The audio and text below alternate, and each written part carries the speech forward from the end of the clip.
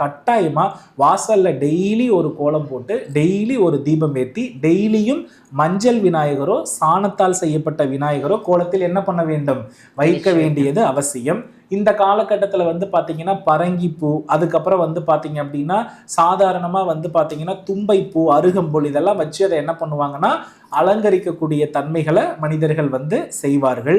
அதே போல அடுத்து பொங்கல் பண்டிகை நெருங்குகிறதுன்றதுனால வர்ணம் அடித்து வீட்டுக்கு வந்து கோலங்களை புதுப்பித்துக் கொள்ளக்கூடிய மாதம்.